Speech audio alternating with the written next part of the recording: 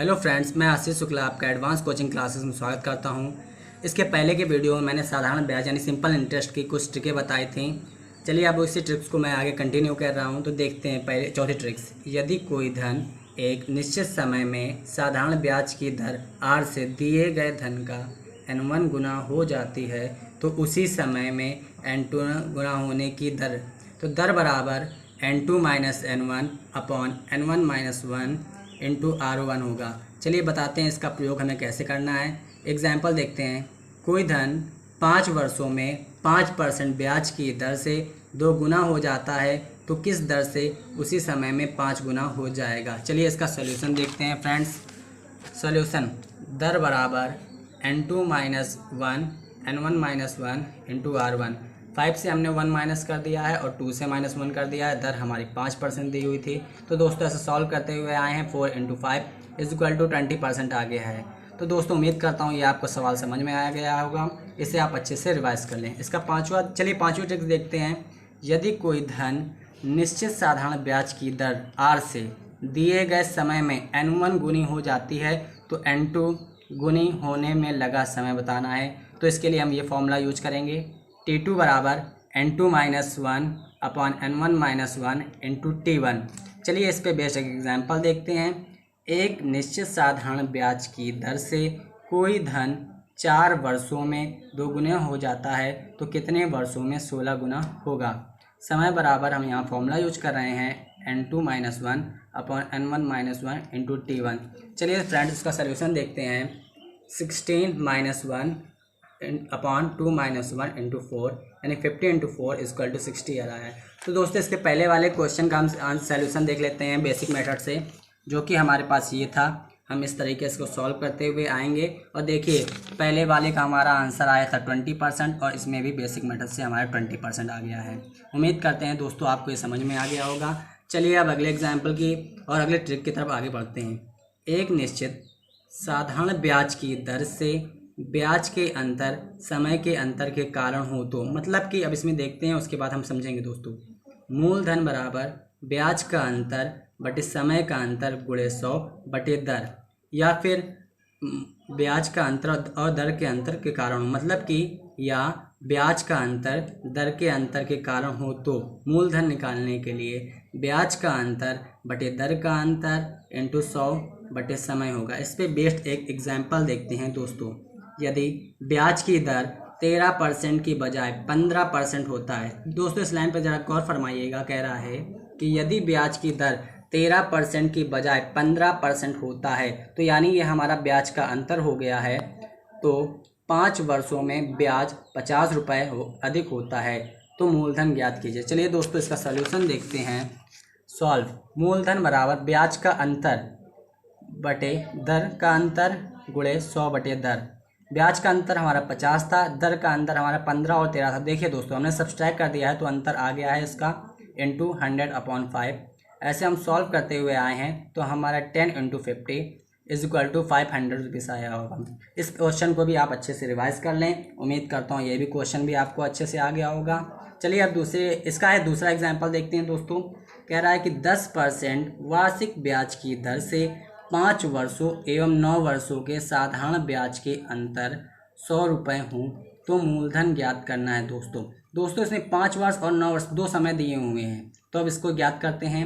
Solution इसका देखते हैं। मूलधन बराबर ब्याज का अंतर बटे समय का अंतर गुणे 100 बटे दर होगा इज इक्वल टू ब्याज का अंतर हमारा 100 रुपये था और हमारी समय हमारा 9 और माइनस 5 हो गया यानी कि 4 वर्ष, जो कि हमारा अंतर हमने लिख दिया समय का अंतर इंटू 100 और इसको हमने 10 इंटू 25 टू 50 रुपीज़ हमारा हो गया। दोस्तों उम्मीद करते हैं ये क्वेश्चन भी आपको अच्छे से समझ में आ गया होगा। इस क्वेश्चन को भी आप अच्छे से रिवाइज कर लें। चलिए बढ़ते हैं हम अगले ट्रिक की तरफ।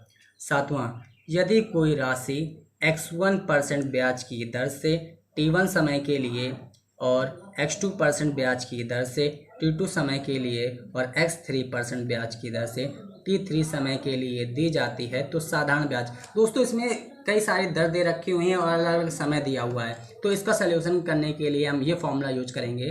साधारण ब्याज बराबर मूलधन गुणे 100 इन ब्रैकेट T1 x1, यानी कि समय जो हमारा पहला दिया होगा और दर उसका गुणा करेंगे प्लस दूसरा समय और दूसरी दर का गुणा करेंगे प्लस तीसरा समय और तीसरी दर का गुणा करेंगे। तो ऐसे सॉल्व करने पर हमारा आंसर आ जाएगा। चलिए इस पे बेस्ड एक एग्जांपल देखते हैं। कह रहा है 1000 रुपये जो कि हमारे पास मूलधन है की राशि का पहले 2 वर्षों में 5% साधारण ब्याज की दर से।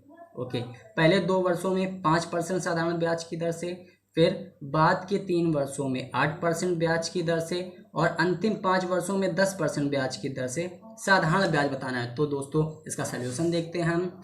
सल्यूशन इसका है साधारण ब्याज बराबर मूलधन बटे 100।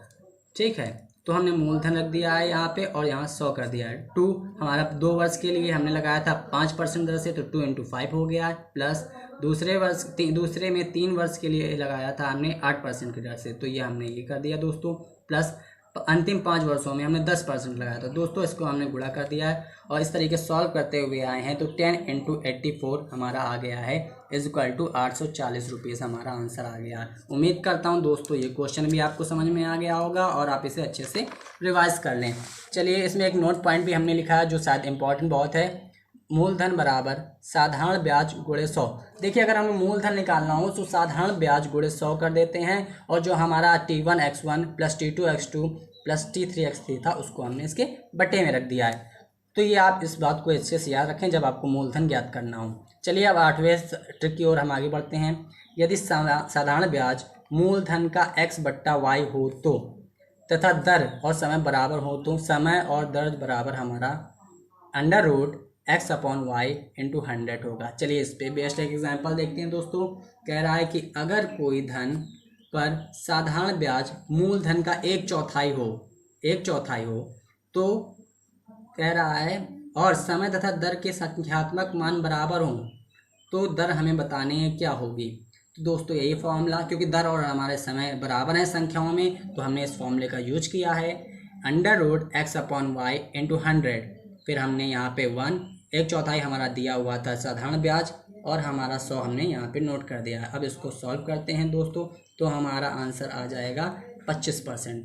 उम्मीद करते हैं आपको ये क्वेश्चन भी समझ में आ गया होगा और आप इसे भी अच्छे से रिवाइज कर लेंगे। चलिए अगले ट्रिक की तरफ बढ़ते हैं। कह रहा है 10वां, यदि P रुपीज़ का 8% वार्षिक ब्याज की दर से T वर्ष में अदा करनी हो तो प्रत्येक माह की हमें किस्त बतानी, यानी एक माह की किस्त बतानी है।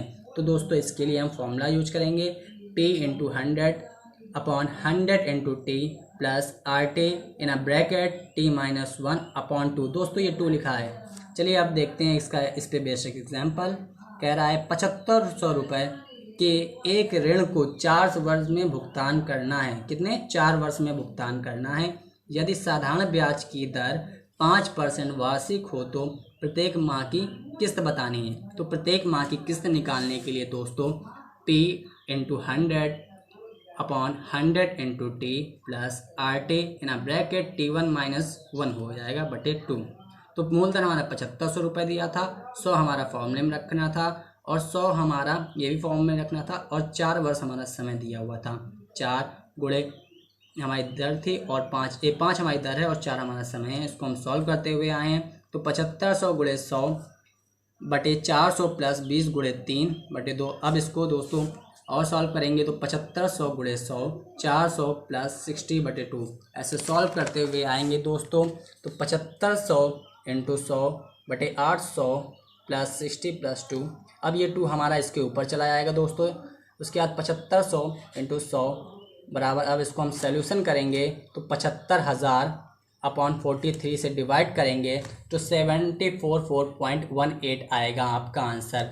दोस्तों उम्मीद करता हूँ ये सारी ट्रिकें आपको समझ में आई होंगी और ये आपके लिए एग्ज़ाम में आगे मतलब कि यूज़फुल होंगी।